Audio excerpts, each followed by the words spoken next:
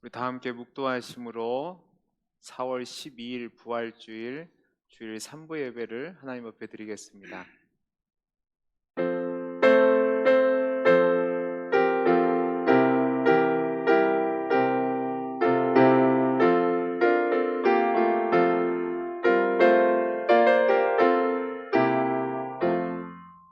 서실근 장로님 예배를 위해서 기도해 주시겠습니다. 생명의 주가 되시고 우주 만물을 창조하신 지금도 살아계신 하나님을 찬양합니다. 오늘 또 거룩한 주의 날을 허락하여 주셔서 죽음의 권세를 이기시고 부활의 첫 열매를 이루신 부활의 주님을 찬양하게 하시니 참 감사합니다. 우리의 죄를 위하여 예수 그리스도를 우리의 대속물로 내어주시고 우리를 영광스러운 하나님의 백성 삼으시며 천국 소망 갖고 살아가게 하신 하나님 은혜에 감사드립니다. 주님의 그 십자가 사랑 깨닫게 하시고 죄와 죽음의 종로를 타지 않게 하시며 어둠의 권세를 이기시고 부활하신 예수 그리스도를 믿고 나아가게 하시니 감사합니다. 사랑의 아버지 하나님, 아직도 부활의 주님을 알지 못하고 주님의 부활을 믿지 못하는 영혼들을 불쌍히 여기시고 사랑하여 주셔서 부활의 주님을 믿고 영원한 천국 소망을 가질 수 있게 도와 주시옵소서. 이 시간 오후 찬양 예배로 하나님께 영광 돌려드리고자 합니다. 그러나 코로나 바이러스로 인하여 함께 예배드리지 못하고 가정에서 영상으로 예배드리는 주님의 백성들에게도 같은 은혜 내려주시기를 원합니다. 예배 가운데 하나님의 음성 듣기를 원하며 모든 무거운 짐들과 육신의 연약함과 질병의 고통들을 주님 앞에 다 내려놓기를 원합니다. 십자가의 은총으로 치료하여 주시고 모든 문제들이 해결함을 얻는 시간 되게 하여 주시옵소서. 하나님 아버지, 이 나라 이 민족을 불쌍히 여기시고 이 민족이 하나님을 알고 하나님을 두려워하는 민족이 되게 하시고 하나님 백성 되게 하옵소서. 특별히 질병을 위해 수고하는 많은 분들이 있습니다. 질병의 위험 가운데서도 생명을 위해 헌신하는 분들을 위로하여 주시고 힘주시고 능력 주셔서 끝까지 잘 감당하게 하옵소서. 이 시간 말씀 전하신 목사님께 말씀의 능력을 다하여 주셔서 듣는 저희들을 깨닫게 하시고 우리가 부활의 증인되게 하셔서 세상을 사랑하신 주님의 크신 사랑을 전파하는 사명 잘 감당하게 하옵소서. 우리의 소망 되시고 생명 되시며 부활하신 예수 그리스도의 이름으로 기도드립니다. 아멘.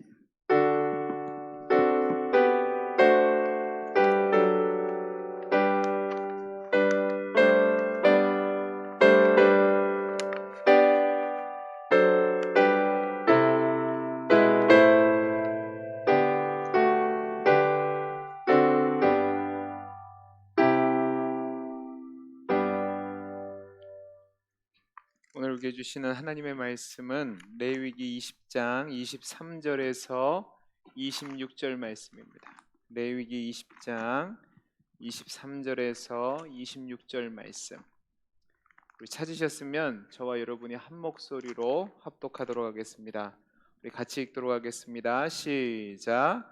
너희는 내가 너희 앞에서 쫓아내는 족속의 풍속을 따르지 말라. 그들이 이 모든 일을 행함으로 내가 그들을 가증히 여기노라. 내가 전에 너희에게 이르기를 너희가 그들의 땅을 기업으로 받을 것이라. 내가 그 땅 곧 젖과 꿀이 흐르는 땅을 너희에게 주어 유업을 살게 하리라 하였노라. 나는 너희를 만민 중에서 구별한 너희의 하나님 여호와니라. 너희는 짐승이 정하고 부정함과 새가 정하고 부정함을 구별하고 내가 너희를 위하여 부정한 것으로 구별한 짐승이나 새나 땅에 기는 것들로 너희 몸을 더럽히지 말라. 너희는 나에게 거룩할지어다. 이는 나 여호와가 거룩하고 내가 또 너희를 나의 소유로 삼으려고 너희를 만민 중에서 구별하였음이니라. 아멘. 권고 말씀드리겠습니다. 오늘은 부활절입니다. 우리가 오전 예배 때 말씀을 들은 것처럼 우리가 부활의 증인으로 그 부활하신 주님을 증거하는 축복의 통로가 될 수 있기를 간절히 소원합니다. 당분간 아마 4월 달까지 되지 않을까 싶은데 4월 달까지는 주일 오후 예배는 영상으로 드립니다. 여러분들 이 점 기억하시고 각 가정에서 주일 오후 예배, 3부 예배를 영상으로 꼭 드려주시면 감사하겠습니다. 그리고 주중 예배, 새벽 기도회와 또 수요 예배, 금요 기도회는 19일까지가 정부에서 정한 코로나19를 방지하기 위한 기간입니다. 그래서 우리가 그 기간까지는 주일 예배는 드리지만 주중 예배는 당회에서 결의해서 드리지 않기로 했습니다. 그 후에 추후의 상황은 지켜보고 우리가 주중 예배도 어떻게 드릴 것인지 여러분에게 공지를 드리겠습니다. 여러분들 우리가 함께 속히 모여서 예배할 수 있도록 기도해 주시고 또 이런 시간이 길어지면 길어질수록 행여라도 여러분의 신앙이 하나님을 섬기는 마음이 약해지지 않도록 여러분들이 기도하면서 개인의 경건 관리에 힘써 주시기를 바랍니다. 우리 잠깐 기도하겠습니다. 사랑이 많으신 하나님 아버지 감사합니다. 이 시간 말씀을 듣습니다. 하나님 말씀 가운데 함께해 주시고 이 말씀을 통해서 우리가 하나님의 뜻을 더 깊이 알아갈 수 있도록 그래서 하나님 앞에서 거룩한 성도로서 살아갈 수 있도록 은혜 베풀어 주옵소서. 은혜 주시기를 소원하며 감사하며 사랑 많으신 예수님 이름으로 기도하옵나이다. 아멘. 우리 옆에 있는 분들과 인사하겠습니다. 반갑습니다. 반갑습니다. 자, 우리는 지난주 3부 예배 시간에 레위기를 개관하는 첫 시간을 가졌습니다. 그때에 우리는 하나님께 특별히 선택함을 받은 들로서 그 백성들답게 우리의 삶 가운데 거룩한 삶이 나타나야 된다고 말씀을 드렸습니다. 저와 여러분이 거룩한 삶을 살아야 되는 이유는 바로 우리의 모습에서 그리스도의 모습이 투영되는 것으로 사람들에게 인식되기 때문에 그렇습니다. 이제 오늘은 레위기 두 번째 시간으로 그 거룩함에 대한 실제적인 이야기를 좀 해보려고 합니다. 여러분들 연암 박지원이라는 사람이 있습니다. 이 사람이 조선 후기의 양반 사회의 모습을 신랄하게 비판하면서 그 내용을 담은 소설을 하나 기록했는데 그게 바로 양반전입니다. 이 소설을 보면 양반이 어떻게 살아야 되는지 규범이 나오는데 그 규범이 굉장히 많이 있는 것을 보게 됩니다. 그리고 굉장히 까다로운 규범들입니다. 대략 이렇습니다. 양반은 늘 새벽 3시에서 5시 사이에 일어나야 되고 늘 아침 일찍 일어나서 책을 읽어야 되고 배고프고 추워도 가난하다는 말을 해서는 안 되고 또 갓을 쓸 때는 소매로 쓸어서 먼지를 털어내고 써야 되고 또 걸을 때에는 양반 팔자걸음으로 걸어야 되고 또 하루에 몇 시간씩 책을 베껴야 되고 밥을 먹을 때도 국을 먼저 마셔서는 안 되고 씹을 때는 소리가 나서는 안 되고 젓가락도 함부로 놀려서는 안 되고 화가 난다고 화를 내서도 안 되고 아무리 종이라도 해도 욕해서는 안 되고 소나 말을 꾸짖을 때도 그 주인을 욕해서는 안 되고 아무리 추워도 화로에 손을 세워서는 안 되고 또 말할 때에도 침이 튀겨서는 안 되고 뭐 이런 것들의 수많은 금기 사항들이 있습니다. 이 중에서 한 개라도 어기면 양반으로서 살아갈 수 없는 거죠.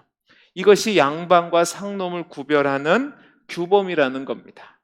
그런데 레위기를 가만히 보시면 레위기에도 거룩한 백성으로서 다른 여타 민족들과 다르게 구별되게 살아가야 되는 내용들이 담겨져 있음을 우리는 볼 수 있습니다. 레위기를 전체를 읽어보시면 아시겠지만 레위기 전체를 통해서 강조되는 내용이 있는데 그것이 바로 의식적인 정결의 문제입니다. 이 의식적인 정결의 주제는 모세오경 전반에 나타나지만 레위기에서만큼 빈번하게 발견되는 책은 없습니다. 우리 성경을 좀 찾아보죠. 레위기 10장 10절에서 11절 말씀입니다. 이렇게 되어 있습니다. 그리하여야 너희가 거룩하고 속된 것을 분별하며 부정하고 정한 것을 분별하고 또 나 여호와가 모세를 통하여 모든 규례를 이스라엘 자손에게 가르치리라. 그 다음에 11장 47절을 보면 부정하고 정한 것과 먹을 생물과 먹지 못할 생물을 분별한 것이니라. 15장 31절을 보면 너희는 이와 같이 이스라엘 자손이 그들의 부정에서 떠나게 하여 그들 가운데 있는 내 성막을 그들이 더럽히고 그들이 부정한 중에서 죽지 않도록 할지니라. 자, 18장 24절부터 읽어보겠습니다. 우리 같이 읽겠습니다. 시작. 너희는 이 모든 일로 스스로 더럽히지 말라. 내가 너희 앞에서 쫓아내는 족속들이 이 모든 일로 말미암아 더러워졌고 그 땅도 더러워졌으므로 내가 그 악으로 말미암아 벌하고 그 땅도 스스로 주민을 토하여 내느니라. 그러므로 너희 곧 너희의 동족이나 혹은 너희 중에 거류하는 거류민이나 내 규례와 내 법도를 지키고 이런 가증한 일에 하나로도 행하지 말라. 너희가 전에 있던 그 땅 주민이 이 모든 가증한 일을 행하였고 그 땅도 더러워졌느니라. 28절까지입니다. 너희도 더럽히면 그 땅이 너희가 있기 전 주민을 토함같이 너희를 토할까 하노라. 아멘. 자, 보세요. 레위기 10장부터 계속해서 이어오는 말씀이 무엇이냐면 이스라엘 백성을 향해서 하나님께서 거룩하고 속된 것을 분별하며 또 정한 것과 부정한 것을 분별하여서 스스로를 더럽히지 말라고 이야기합니다. 그러니까 이방 사람들과 너희를 구별되는 그 하나님이 주신 그 말씀대로 살아가라고, 그것을 지킴으로 너희가 이방 사람들과 다르다는 것을 드러내라고 이야기하고 계시는 거죠. 여러분, 성경을 보면 부정하라는 단어가 많이 나오는데 이 부정하다는 단어의 절반 이상이 레위기에서 나오고 있습니다. 그러면 레위기에서 반복되어 나오는 정한 것과 부정한 것들을 어떻게 나눌 수 있을까? 자, 우리 그림을 한번 보시기 바랍니다. 그림 첫 번째를 보여주세요, 집사님. 자, 보시면 거룩한 것과, 아니요, 다른 그림인데요, 집사님. 예, 여기 보시면 정한 것과 부정한 것이라고 되어 있습니다. 자, 정한 것은 뭐냐면 삶에 속한 모든 정상적인 것이 큰 안에 들어가 있는 것이 정한 것입니다. 그리고 그 바깥에 있는 것이 부정한 것이 되는 거죠.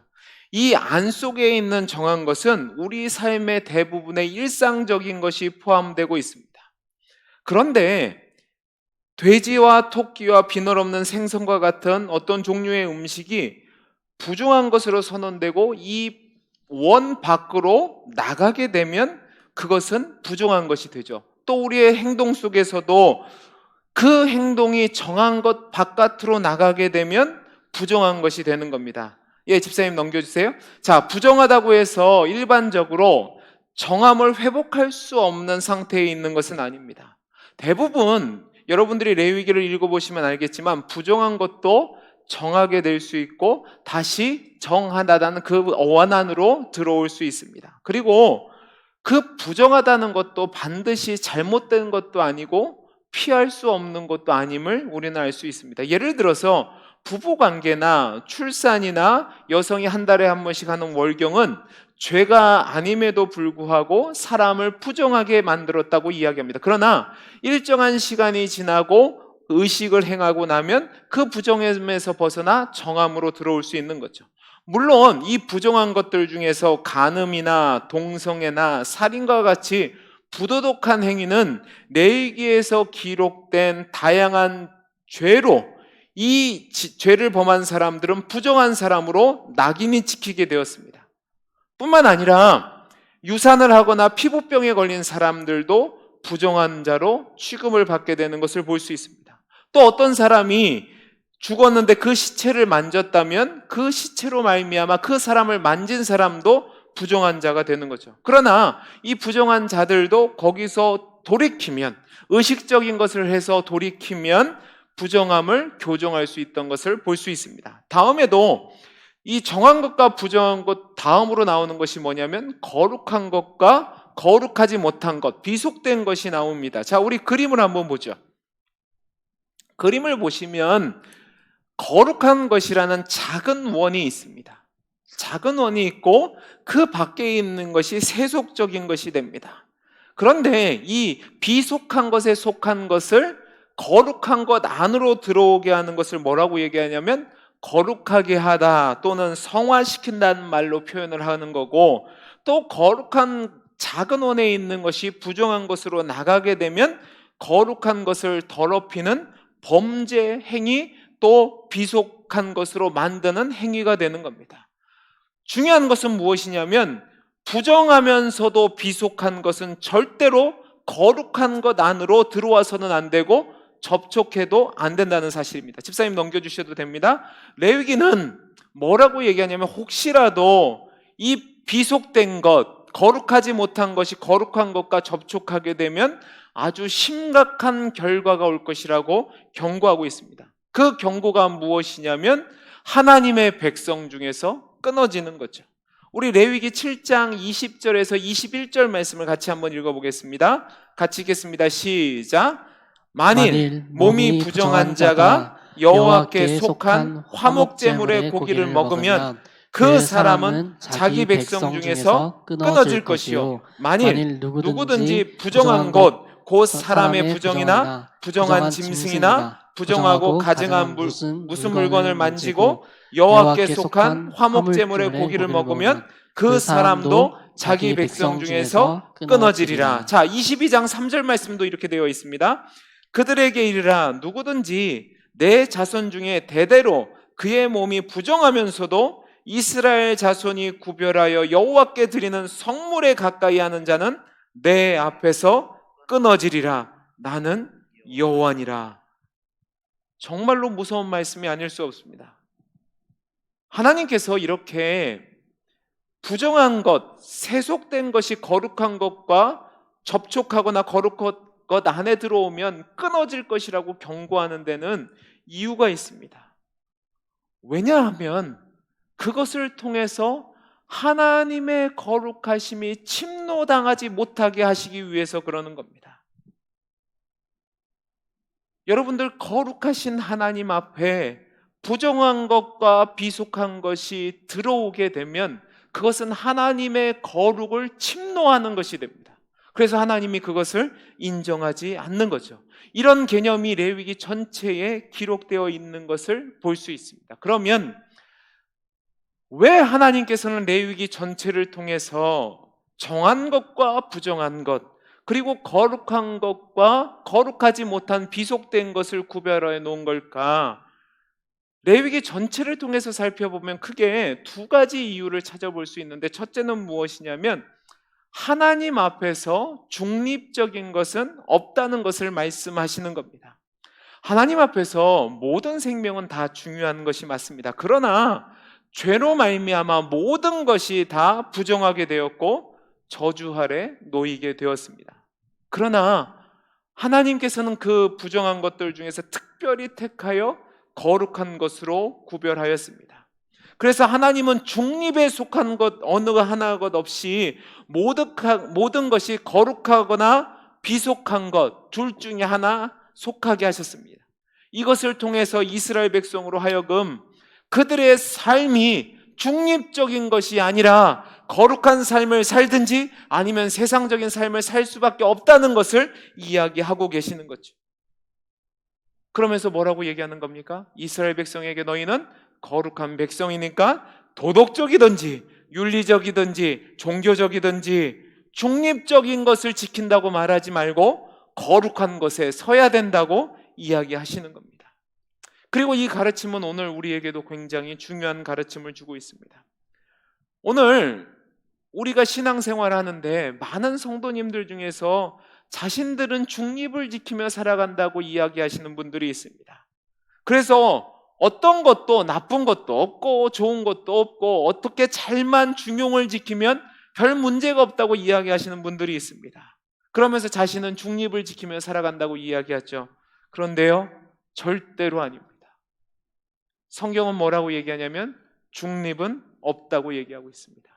하나님에게 속하든지 아니면 하나님 밖에서 하나님을 거역하는 삶을 살든지 둘 중에 하나입니다. 여러분의 삶을 곰곰이 묵상해 보시기 바랍니다. 여러분의 삶은 하나님께 속한 거룩한 자의 삶을 살고 있습니까? 아니면 거룩한 자라고 스스로 성도라고 이야기하지만 세상에 속한 비속된 삶을 살고 계십니까? 저와 여러분의 일생은 늘 하나님 앞에서 영원을 준비하는 삶입니다.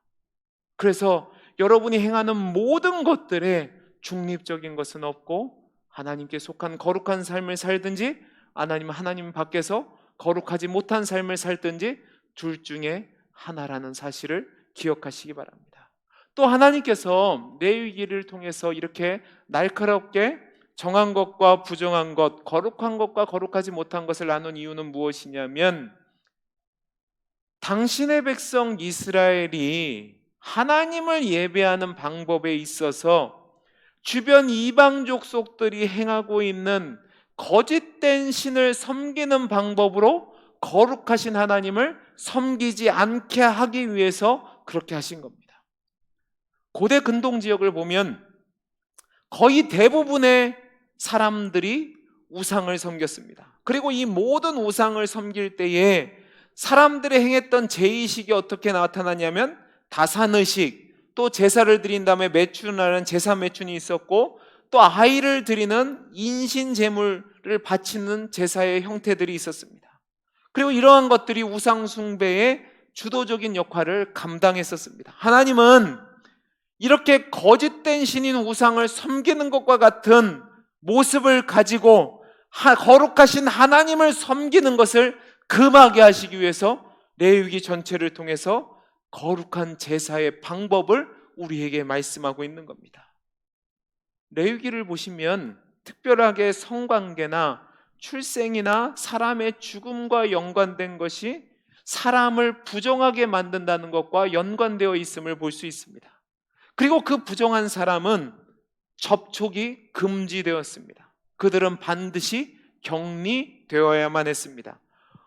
왜 하나님이 이렇게 하셨냐 하면 이것을 통해서 하나님께서 아이를 제물로 드리거나 제사 매춘과 같은 가증한 일이 일어난 것을 원하지 않으시기 때문에 이것을 막기 위해서 이렇게 하신 것이고, 또 거룩하신 하나님을 예배하는데 이런 죄악된 모습이 나타나지 않게 하시기 위해서 이렇게 엄격하게 정한 것과 부정한 것, 또 거룩한 것과 거룩하지 않은 것을 구별한 겁니다. 그래서 우리가 지난주에 살펴본 것처럼 하나님 앞에서 제사를 드리는 제사장들이 얼마나 거룩하게 구별된 존재였는지를 보여줬을 뿐만 아니라 일반 백성들에게도 거룩에 관한 율법을 주신 겁니다. 이 레위기 율법을 통해서 이스라엘 백성은 하나님의 거룩하심과 하나님의 정결하심의 관심을 갖게 되었고, 또 하나님 안에 들어가서 하나님과의 관계를 유지하는 것이 이스라엘 백성에게 있어서 가장 중요한 근본이라는 것을 깨닫게 되었던 겁니다.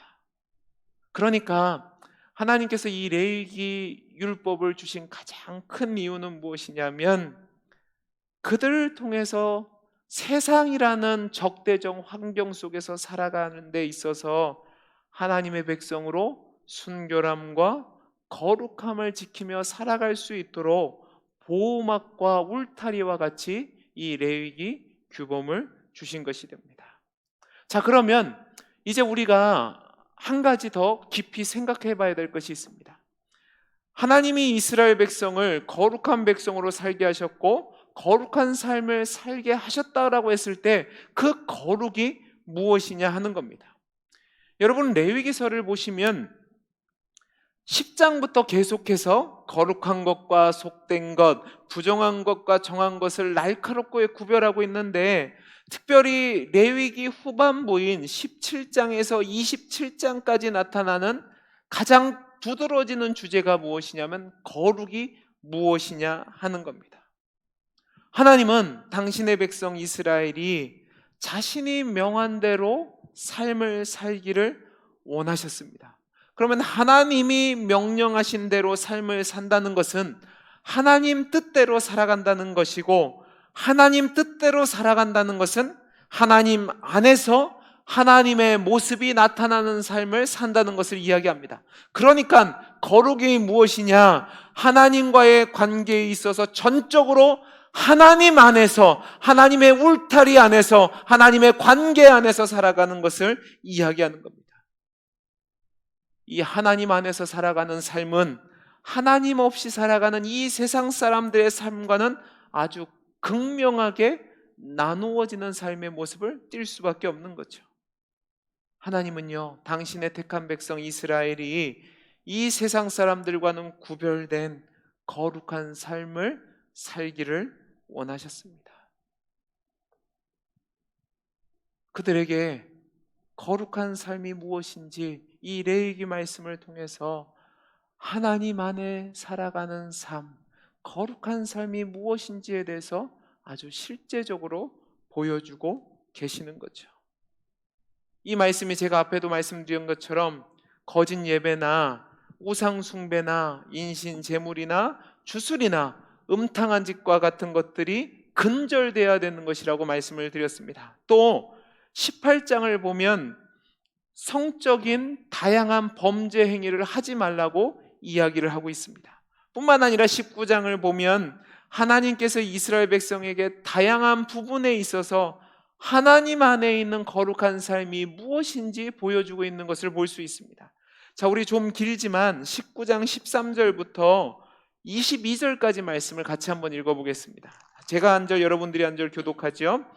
너는 내 이웃을 억압하지 말며 착취하지 말며 품꾼의 삭슬 아침까지 밤새도록 내게 두지 말며 너는 기먹은 자를 저주하지 말며 맹인 앞에 장애물을 놓지 말고 내 하나님을 경외하라. 나는 여호와니라. 너희는 재판할 때에 불의를 행하지 말며 가난한 자의 편을 들지 말며 세력 있는 자라고 두둔하지 말고 공의로 사람을 재판할지며 너는 내 백성 중에 돌아다니며 사람을 비방하지 말며 내 이웃의 피를 흘려 이익을 도모하지 말라. 나는 여호와니라. 너는 내 형제를 마음으로 미워하지 말며 내 이웃을 반드시 견책하라. 그러면 내가 그에 대하여 죄를 담당하지 아니하리라.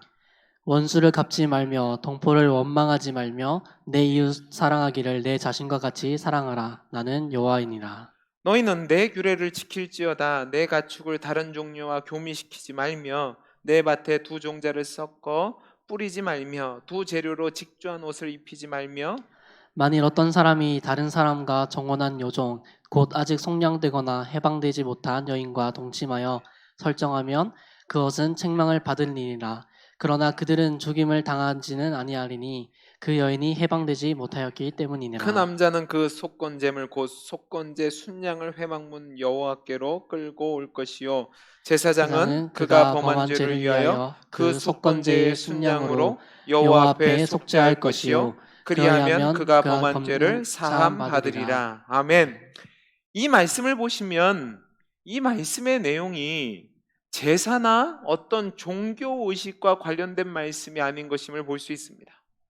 대신 하나님의 백성답게 하나님의 거룩하신 성품이 나타나야 된다고 이야기하는 겁니다. 귀먹은 자를 저주하지 말고 맹인 앞에 장애물을 두지 말고 재판할 때 불의를 행하지 말고 형제를 마음으로 미워하지 말고 창조의 섭리에 순종하며 약한 여인을 함부로 대하지 말라는 겁니다. 여기서 재밌는 것은 여러분 14절 말씀을 보면 귀먹은 자를 저주하지 말라고 이야기합니다. 여러분 이것을 보고 그냥 넘어가실 수 있는데 굉장히 이상한 말씀입니다. 왜냐하면 여러분 귀가 먹은 사람은 자기를 저주해도 모릅니다. 그런데 하나님은 자기 백성이 주인 대신 하나님 앞에서 살기를 원하고 하나님의 은혜 안에 하나님 안에 살기를 원하니까 아무리 귀먹은 자가 못 듣는다 할지라도 그 하나님은 아시니까 귀먹은 자를 저주하지 말라고 말씀하시는 겁니다. 또 15절 말씀을 보면 재판을 할 때 불의를 행하지 말라고 말씀하면서 가난한 자의 편을 들지도 말고 힘 있는 자를 두둔하지도 말라고 얘기합니다. 우리는 성경을 볼 때에 성경이 약하고 소외되고 가난한 자의 편에서 기록되었다고 생각하곤 합니다.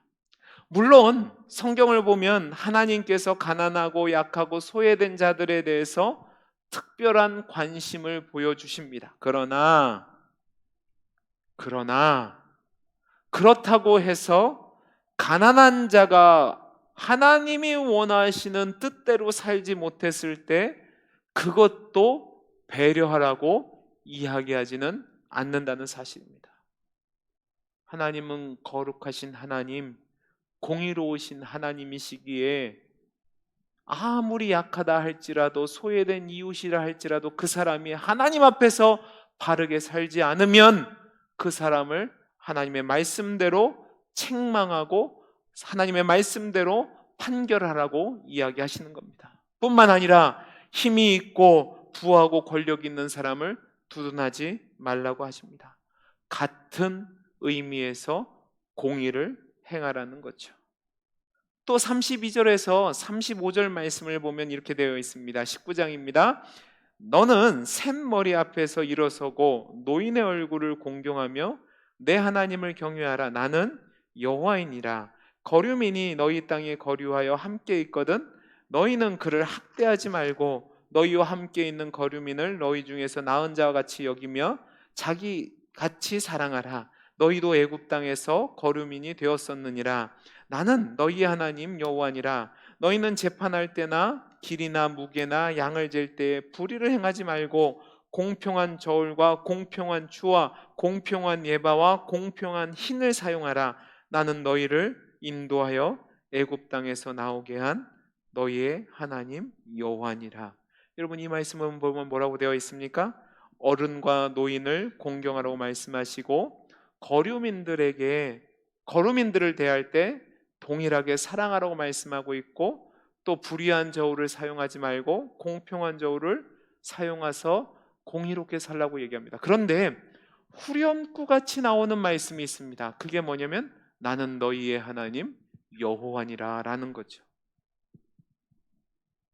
하나님을 섬기는 백성이라면 하나님 안에서 하나님의 성품이 나타나는 것이 거룩함인데, 실제 삶의 현장에서도 우리가 하나님의 거룩하신 성품, 하나님의 공의로우신 성품, 하나님의 사랑 많으신 성품이 나타나야 한다는 거죠. 그래서 예수님께서 공생의 사역을 하실 때 이 레위기 말씀들을 자주 인용하셨습니다. 그리고 더 강화하셔서 저와 여러분에게 선물로 주셨죠. 여러분, 이 말씀을 통해서 우리가 생각할 것이 있습니다. 그것은 무엇이냐면, 저와 여러분이 하나님 앞에서 거룩한 성도의 삶을 산다고 했을 때 그 성도의 삶을 자꾸 교회 안에서 신앙생활로 국한시켜서는 안 된다는 겁니다. 저와 여러분이 하나님의 자녀요, 하나님의 백성으로 살아간다는 것은, 그리고 성도로서 구별된 삶을 살아간다는 것은 단지 주중에 예번 몇 번 드리고 기도 열심히 하고 성경 읽고 교회 안에서 모임하고 봉사하는 것으로 다가 아니라는 사실입니다.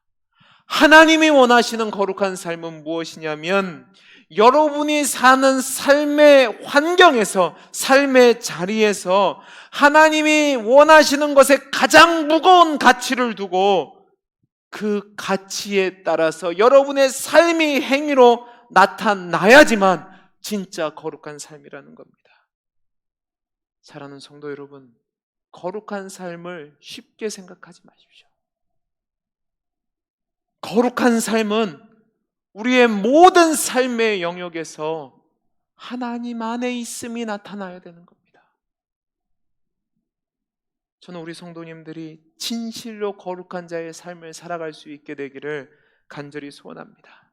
마지막으로 한 가지 더 살펴볼 것이 있습니다. 그것이 무엇이냐면, 우리가 거룩한 백성으로 하나님의 성품을 나타나기 위해서 하나님 앞에서 거룩한 자의 삶을 산다고 했을 때, 우리가 의도하지 않게, 성경의 표현으로 얘기하면 부지 중에 고의 없이 죄를 지을 때가 있다는 사실입니다.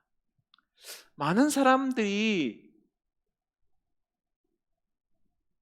이 죄에 대해서 얘기할 때 고의적이지 않은 죄는 없다고 이야기합니다. 모든 죄는 마음과 관련되어 있기 때문에 겉으로 드러나지 않는다고 해도 마음이 중요하고 마음의 의도가 죄와 연결되어 있다고 말을 합니다.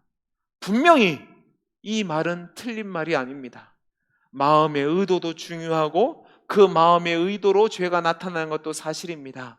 예수님께서도 산상수훈에서 이것을 차용하셔서 마음에 음욕이 있는 사람은 여자를 보기만 해도 그것이 간음이라고 이야기하신 거죠. 그러나 여러분, 우리의 삶을 보면 마음의 의도 없이 죄를 범할 수가 있다라는 사실입니다. 레위기 4장에서 5장 말씀을 보면 부지 중에 범한 죄에 대해서 기록하고 있습니다. 우리 특별히 오늘은 4장 27절에서 31절까지 말씀을 같이 한번 보겠습니다. 제가 한 절, 여러분들이 한 절 교독하죠.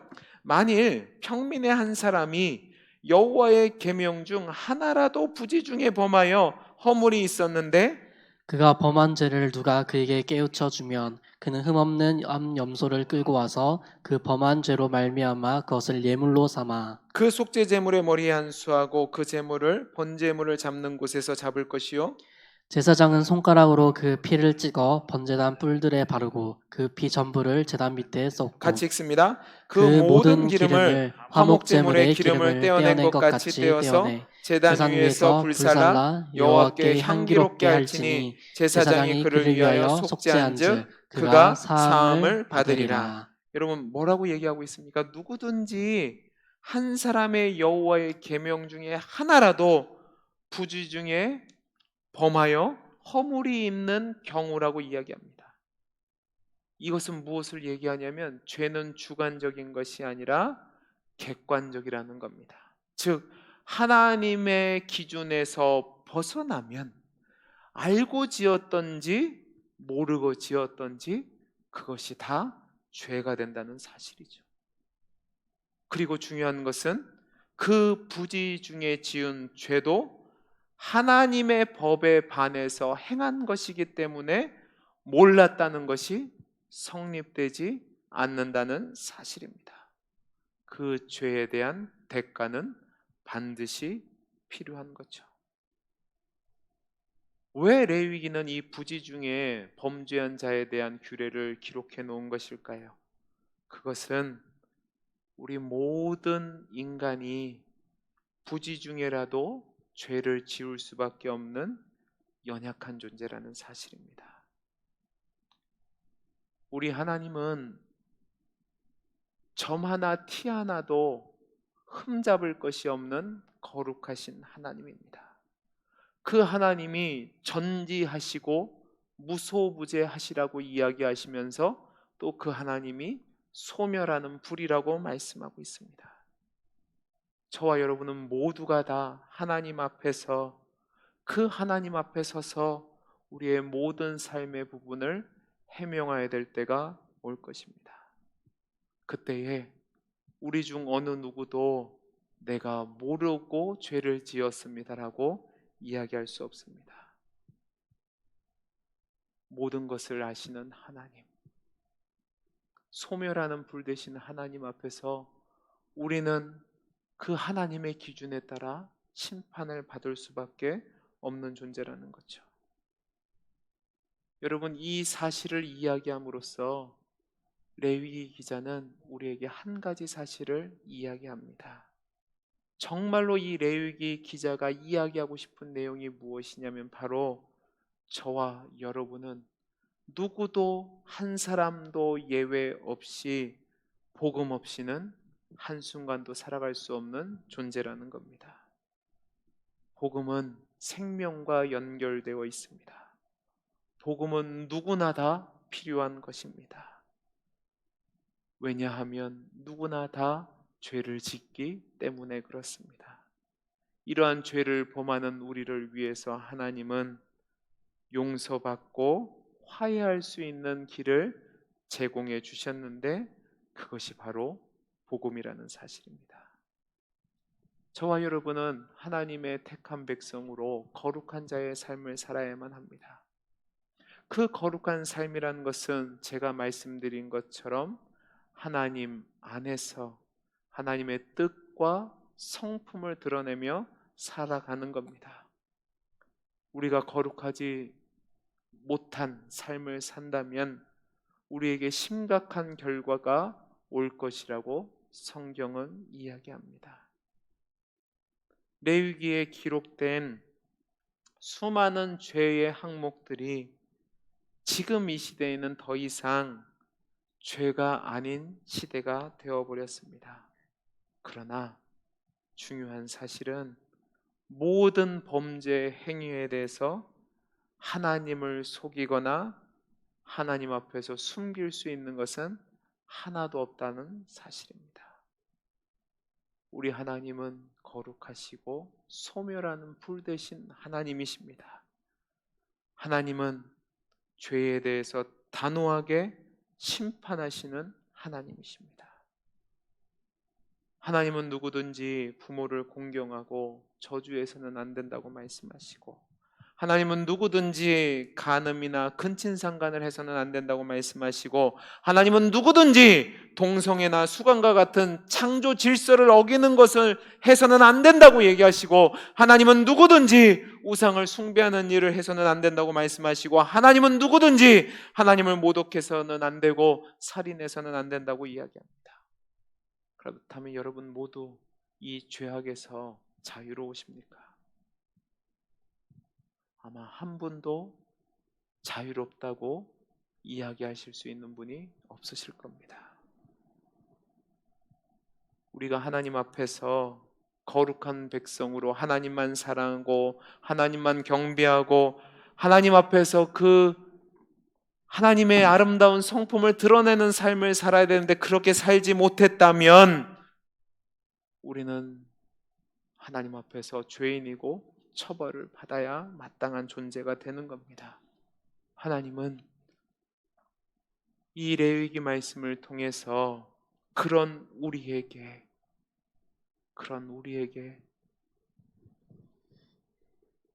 정말로 하나님 은혜 없이는 살아갈 수 없다는 것을 말씀하고 계시는 겁니다. 하나님 백성에게 있어서 가장 중요한 것은 오래 살거나 부자로 살거나 성공을 하거나 명예를 얻는 것이 아닙니다. 하나님의 백성은 거룩하게 살아가는 것이 가장 중요합니다. 그러니까 저와 여러분은 전적으로 하나님의 백성답게 하나님 뜻에 순종하며 살아가야 하는 거죠.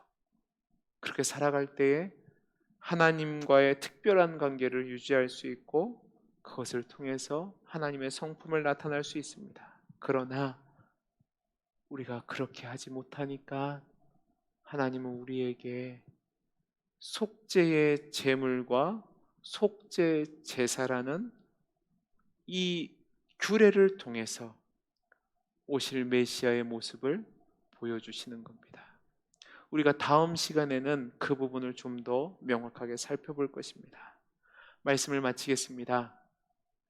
사랑하는 성도 여러분, 레위기는 계속해서 거룩한 것과 거룩하지 못한 것, 정한 것과 부정한 것을 이야기하면서 저와 여러분이 삶 속에서 거룩하고 정한 하나님의 백성의 삶을 살라고 이야기하고 있습니다.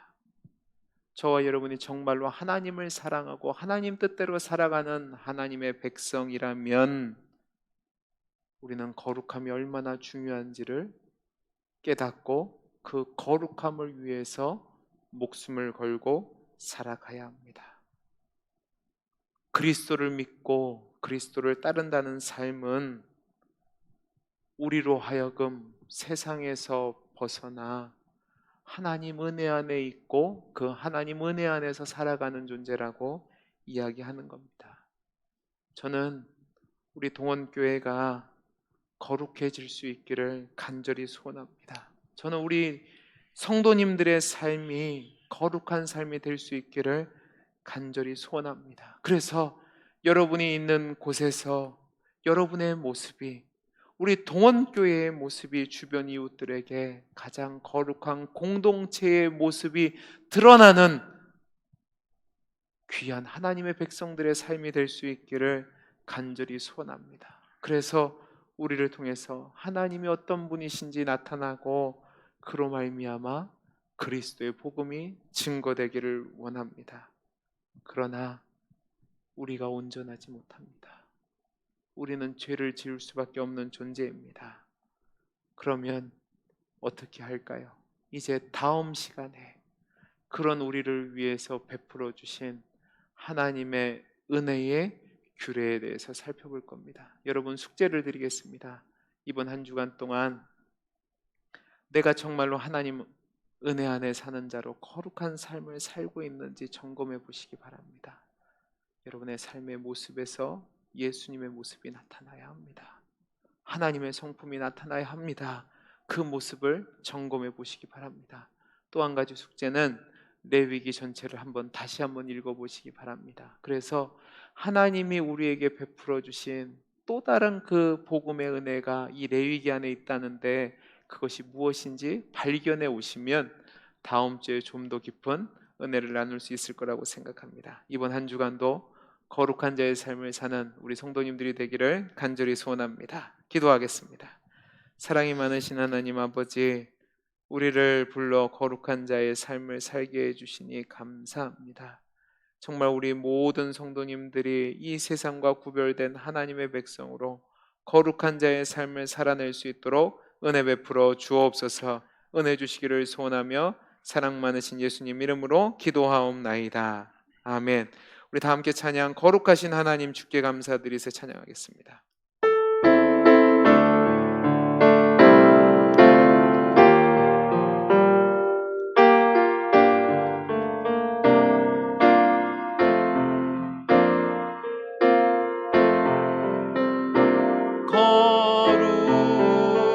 거룩하신 하나님 주께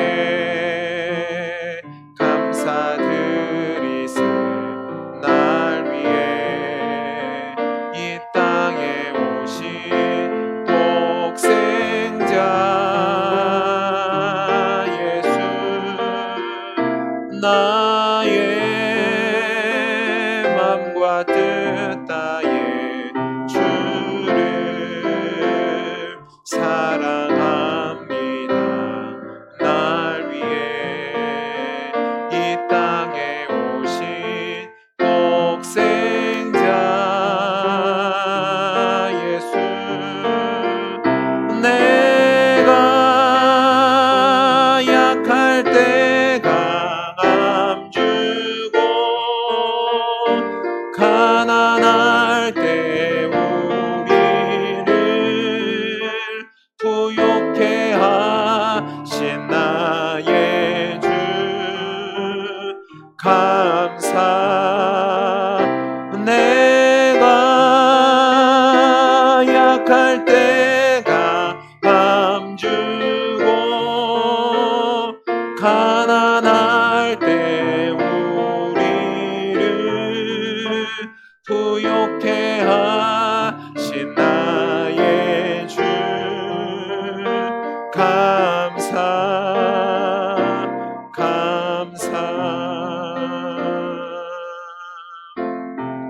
이 시간에 말씀을 놓고 잠깐 기도하겠습니다. 하나님이 저와 여러분을 거룩한 자로 불러 세우셨습니다.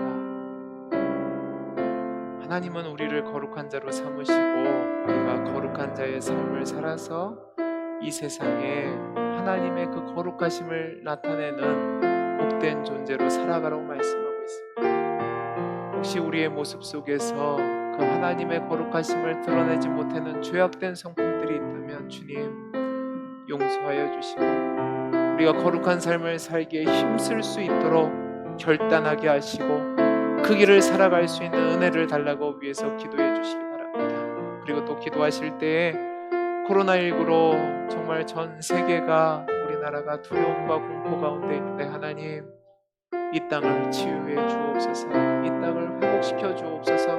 수고하는 자들에게 힘을 주시고 또 희생자들에게 위로함을 주시고 또 병에 걸려 고통당하는 자들에게 치유함을 주시고 정말 이 질병 이후에 우리나라가 전 세계가 어려움 가운데 빠지지 않도록 하나님 은혜를 베풀어 주옵소서. 기도하시고 또 선거가 얼마 남지 않았습니다. 하나님 마음에 합한 자를 뽑을 수 있도록 주님 은혜를 베풀어 주옵소서. 이 시간 우리 같이 기도하는 시간 갖도록 하겠습니다. 기도하겠습니다. 사랑이 많으신 하나님 아버지 감사합니다. 오늘 말씀을 통해서 우리를 살펴보게 하시니 감사합니다. 하나님 우리에게 은혜를 베풀어 주옵소서. 정말로 하나님이 원하시는 삶을 살아갈 수 있도록 하나님 거룩한 자의 삶을 살아낼 수 있도록 은혜 베풀어 주옵소서. 아버지 하나님, 우리 성도님들이 결단하고 힘써 거룩함을 지킬 때에 하나님 거룩한 삶을 살 수 있는 능력도 주시고 지혜도 주시고 아버지 하나님의 단호함도 허락하여 주옵소서. 아버지 하나님이여, 전 세계가 코로나19의 창궐로 인해서 두려움과 공포 속에서 신음하고 있는데 하나님 고쳐주시고 회복시켜 주옵소서. 아버지 하나님이여, 치료약과 백신이 개발되게 하시고 아버지 하나님이여, 이 일로 인해서 고생하는 자들에게 위로와 힘을 주시고 아버지 하나님이여, 희생자들에게는 하나님 위로함을 허락하여 주시고 아버지 하나님이여, 질병과 사투를 벌이고 있는 자들에게는 힘과 아버지 하나님이여 고쳐움을 허락하여 주시고 아버지 하나님이여, 우리 모두가 이 다음을 준비할 수 있도록 주님 지혜를 허락하여 주옵소서. 또한 하나님, 이제 선거가 얼마 남지 않았는데 하나님 우리에게 은혜 주셔서 정말로 하나님 마음에 합한 자를 지도자로 뽑을 수 있도록 주님, 하나님 마음에 합한 자가 세워질 수 있도록 은혜를 베풀어 주옵소서. 우리 성도님들의 가정을 지켜주시며 우리 성도님들의 삶을 지켜주셔서 늘 하나님의 은혜와 보호의 날개 아래 아버지 하나님의 평안함과 만족을 누리며 살아갈 수 있도록 주여 은혜 베풀어 주옵소서. 은혜 주심을 감사하며 사랑 많으신 예수님 이름으로 기도하옵나이다. 이제는 우리 주 예수 그리스도의 은혜와 하나님 아버지의 크신 사랑과 성령님의 감화 감동하심이 하나님의 백성답게 하나님 안에서 거룩한 자의 삶을 살기를 소원하는 우리 사랑하는 성도들 머리 위에 이제로부터 영원토록 함께 있을지어다. 아멘.